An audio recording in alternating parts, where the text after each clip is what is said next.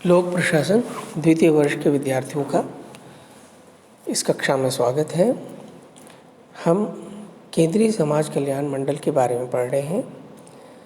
हमने वीडियो के प्रथम भाग में समाज कल्याण से हमारा क्या आशय है इसके बारे में जाना था। आज हम भारत में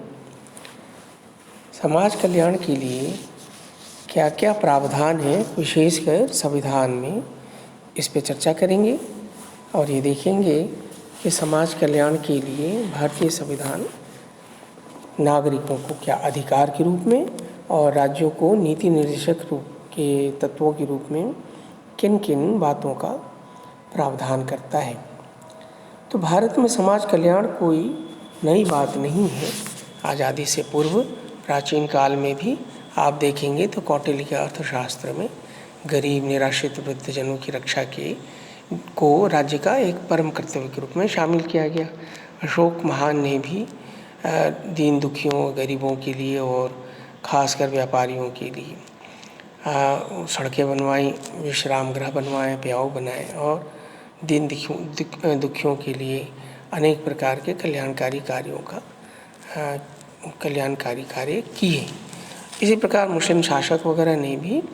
जो है यानी कहने का अर्थ ये है कि प्रत्येक काल में जो भी शासक रहे हैं समाज कल्याण के लिए उन्होंने कोई न कोई विशेष प्रयास अवश्य किए। एक ज़कात का मुस्लिम शासकों ने धार्मिक कर इसी उद्देश्य से वसूलते थे, वो विधर्मियों पर वसूलते थे और उनसे वसूल कर जो है वो समाज कल्याण के लिए खैरात के रूप में उसको बांट दिया जाता था और इसके लिए अलग से एक विभाग था दीवान खैरात, उसकी स्थापना भी उन लोगों ने की थी। ईसाई मिशनरीज जब आए तो उन्होंने इसी को महत्वपूर्ण अपने धर्म के प्रचार प्रसार का मुद्दा बनाया था और ये जो भी गरीब वर्ग के लोग थे उनके शिक्षा, स्वास्थ्य, भोजन आदि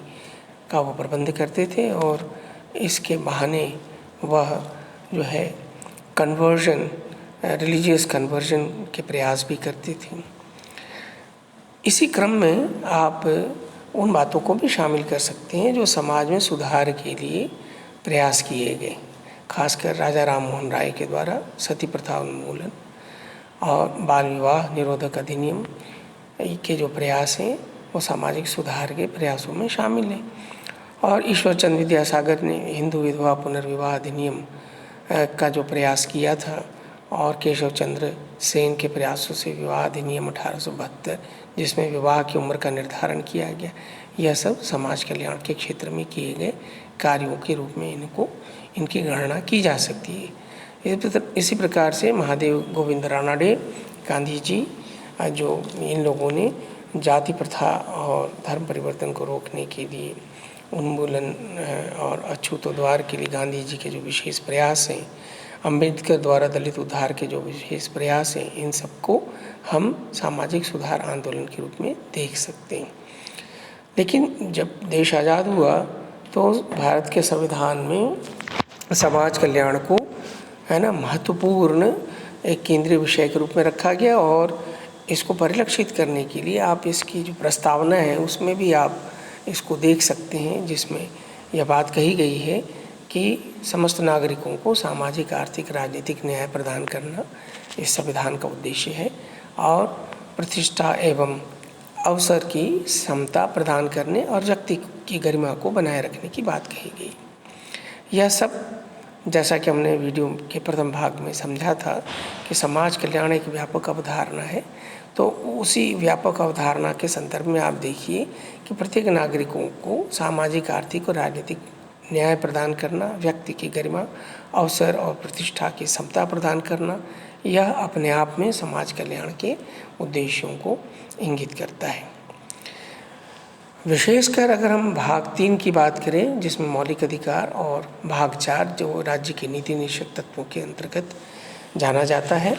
इसमें समाज कल्याण के जो प्रावधान किए गए अगर हम उसको विस्तार से देखें तो अनुच्छेद जो 14 है वह सभी को विधि के समक्ष समता और या विधियों के समान संरक्षण की बात करता है। अनुच्छेद जो 15 है वह धर्म, मूल, वंश, जाति, लिंग, जन्म स्थान के आधार पर भेदभाव का विरोध करता है। और इसी अनुच्छेद में आप देखेंगे कि सामाजिक और शैक्षणिक दृष्टि से पिछड़े हुए नागरिकों को जो है उनको उनके विकास के लिए और स्त्री और बालकों के लिए विशेष कानून बनाने के लिए राज्य को अधिकार प्रदान करता है। अनुच्छेद जो 16 है वह अवसर की समानता, खासकर राज्य सरकार द्वारा दी जाने वाली नौकरियों में या अवसरों में समता की बात करता है कि किसी के साथ भेदभाव नहीं किया जाएगा। साथ ही साथ आप देखेंगे कि ये बात भी कहा गया है कि यदि आवश्यक हो तो सरकार कानून बनाकर और सकारात्मक विभेदीकरण के सिद्धांत को अपनाते हुए विशेष कर जो पिछड़े वर्ग हैं सामाजिक रूप से, उनके लिए वह विशेष उपाय कर सकेगा। ये अनुच्छेद 15 में ही यह बात शामिल की जाती है। तो 16 जो है वह सभी नागरिकों की अवसर की समता के अधिकार को सुनिश्चित करता है और यह भी कहता है कि किसी आधार पर race, religion, caste, sex, place के आधार पर कोई भेदभाव न करेगा। लेकिन यह बात 15-16 को दोनों को सम्मिलित रूप में अध्ययन किया जाना चाहिए और जिसका अर्थ यह है कि अगर यदि भेदभाव किया भी जाना है तो SC, ST और OBC जो पिछड़े वर्ग के लोग हैं उनके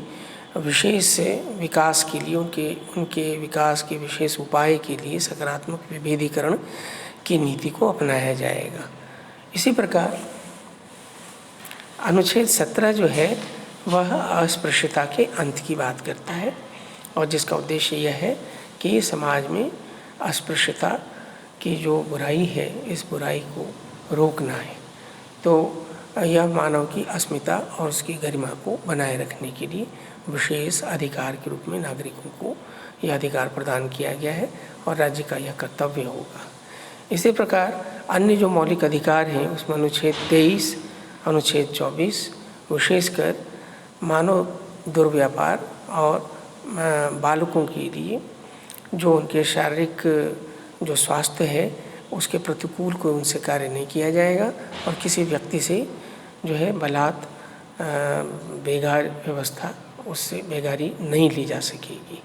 तो ये सारी बातें मानव की अस्मिता और गरिमा से जुड़ी हुई है और यह खासकर जो वंचित वर्ग हैं उनके विकास के लिए यह उनको अधिकृत करता है, राज्य को कानून बनाने के लिए अधिकृत करता है। इसी प्रकार राज्य के नीति निर्देशक तत्वों की यदि हम चर्चा करें तो अनुच्छेद 41 में आप देखेंगे कि संविधान ने